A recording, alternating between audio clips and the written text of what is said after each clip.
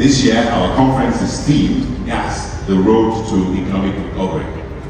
The theme underscores the critical role gas will play in revitalizing Nigeria's economy, creating jobs and delivering energy solutions that will transform industries, communities, and lives.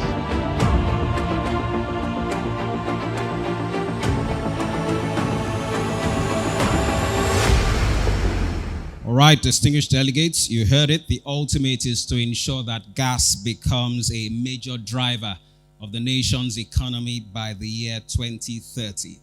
And without a doubt, it is indeed an incontrovertible fact that all hands must be on deck to ramp up the ongoing efforts to maximize the nation's abundant gas resources for economic development and prosperity. Ladies and gentlemen, distinguished delegates, that was a special address filled with positive thoughts, hope, and optimism for the future. Allow me to beg your indulgence. Please give another round of applause to the Project Director, Decade of Gas, Mr. Ed Ubong, as represented by the Team Lead Economic Principles, Decade of Gas, Ramatu Abdullahi. Thank you very much, ma'am, for those words. Please extend our warm regards to Mr. Project Director, Decade of Gas. Thank you, ma'am. All right, ladies and gentlemen, we are switching gears very quickly. And yes, we'll have yet another special address to be delivered on this NLCGA stage for day 2. Ladies and gentlemen, please make welcome the Managing Director, New Urban Gas and Power, Mr. Bukola Badijo Okunsoya, for his special address. A round of applause for him as he takes the stage for his special address on day 2 of the 14th Annual Conference and Exhibition hosted by the NLCGA. Ladies and gentlemen, MD, New Urban Gas and Power, Mr. Bukola Badijo Okunsoya. You have the floor, sir.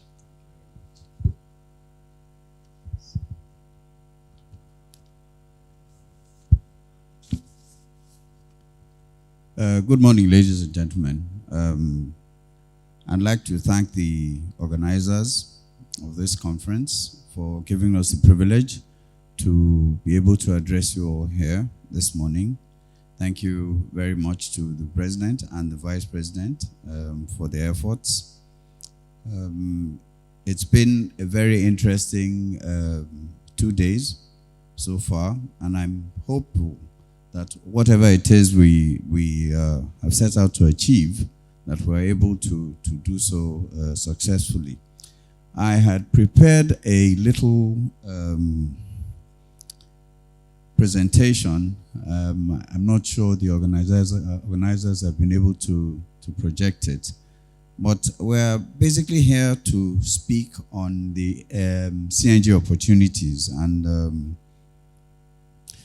speak on natural gas as an economy driver with a focus on CNG. I will not bore you with the details of the gas industry. I think the previous speaker has been able to address some of that. But we'll try and focus on CNG as an opportunity in itself.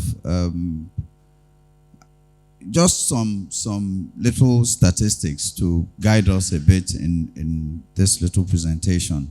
Nigeria's proven gas reserves are about 200 trillion cubic feet. The consumption is 15.3 billion cubic meters. You can see the huge gap in between what is available and what is being used. That again gives you an idea of the opportunities that are available in the gas market, which I'm sure we all agree are largely untapped here. The marketed production of natural gas is about 48 billion cubic feet, and exports are just about 32 billion cubic meters. Now, if you look at what you have as your proven gas reserves and what you're exporting versus what you are using, you will find that we have a largely untapped market.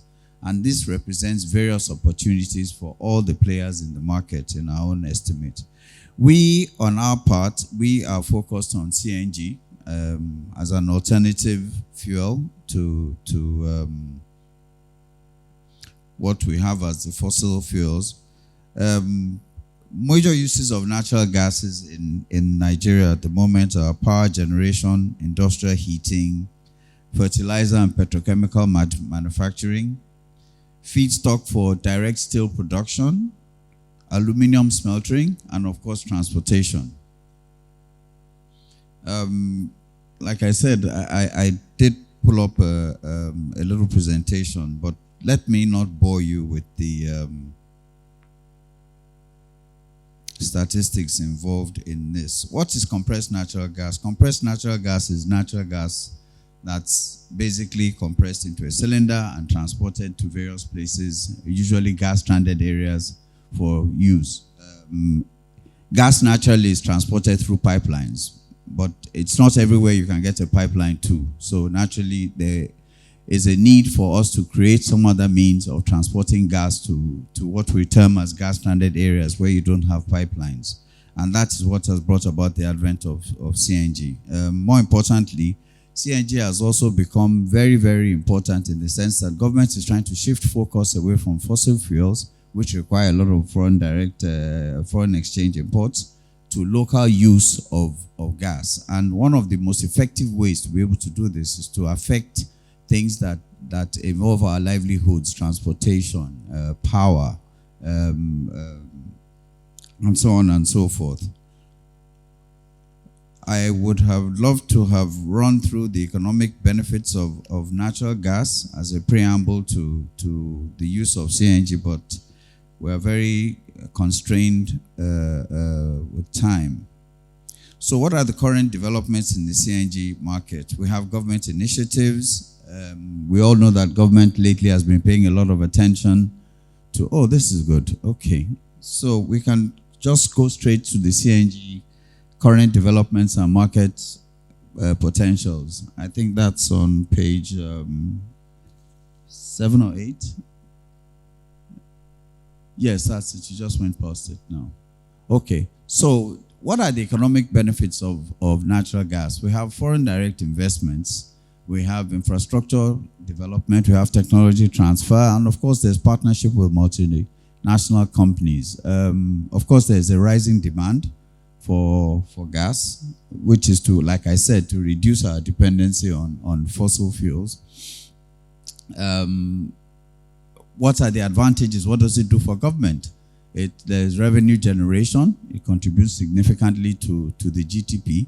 There's tax revenue. I'm sure if any of the people from the tax authorities are here, they'll be happy to hear that. Export earnings. It's been our main source of income for a very long time. And we all know about the opportunities that gas and the oil industry in general can create in terms of job creation.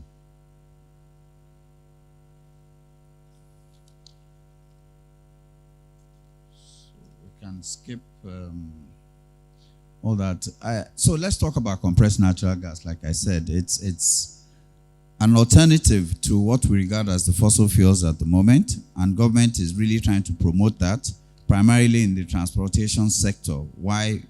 Since we've had this fuel subsidy removal, transportation, as we very well know, has ballooned quadruple times. And in effect, the spiral effect of this has affected goods and services, because we don't have another effective transport system but road transport. We don't have an effective rail system. We don't have an effective marine system of distribution. So all our goods are distributed by road. So now, if road transportation is our most effective way of distributing goods and services, then it only makes sense that anything that's going to affect that is going to affect our lives. So what do we have now? We have the most ridiculous prices in the market now. I'm sure we all experience it in our homes, where you know, maybe your wives will complain to you that the allowance I receive for food and stuff has gone up. Electricity has gone up. Everything has gone up. So it's been a real headache. And yes, whilst we appreciate government's initiative, we still think that it needs to be encouraged a lot further so that people can appreciate that gas is obviously the most effective way of getting out of this current situation we are. So CNG, as we said earlier on, is to be used to provide alternative fueling for our transportation needs, our power needs, and what have you. And the distribution method for CNG is through what we term as virtual pipelines. Now, these virtual pipelines are I think if you go to the last page, we can quickly just glance at some of the distribution infrastructure for CNG. Last page, you need to go on a bit more. Yes, so that's it. No, that's it. So these are some of the storage and distribution infrastructure for CNG. What you see there, the tanks where the gas is stored to power the vehicles. You can see a truck that's been powered there. I think at this point in time, it is also good to mention that with CNG, there's a savings of at least 43 to 50% on alternative fuels right now. Now, if you want to put that into proper context, what we're saying in effect is that if you buy a full tank of gas right now at, say, 50, 60,000 naira for your average saloon car, you'd probably be spending about 25 to 30,000 naira in the same quantum of gas. And obviously, we need not go into the environmental advantages of gas. Gas is a much more efficient fuel than petrol.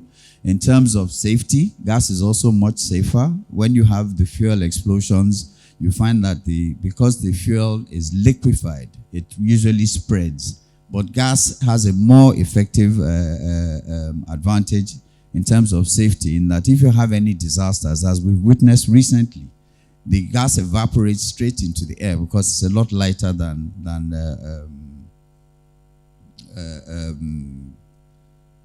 the air. So it evaporates into the air and burns straight off. So that is what you have as the storage units. Now, what government has done recently as part of their own initiatives is to try and encourage people to engage in the business of conversion. Now, there's still a bit of, what should I call it, apathy as far as converting vehicles is concerned. But government has created a platform where they have tried to encourage the commercial sector to at least start engaging in CNG conversion. And they've created distribution centers, they've appointed distributors. So most definitely we see a very bright future as far as CNG is concerned. On the other hand, CNG itself also has various business opportunities for those who are interested in it. There's the business of refilling, where people invest in refilling stations. There's the business of setting up CNG mother stations for the compression and processing of gas. There's also the conversion centers. You can invest in a conversion center. You can also be a distributor of the conversion kits. And of course, there are various opportunities for people who wish to engage in cylinder manufacturing. So it's a full business if you look at it in the entire context. I will not be able to go into proper details because of time constraints. I can see the gentleman there, getting very anxious there.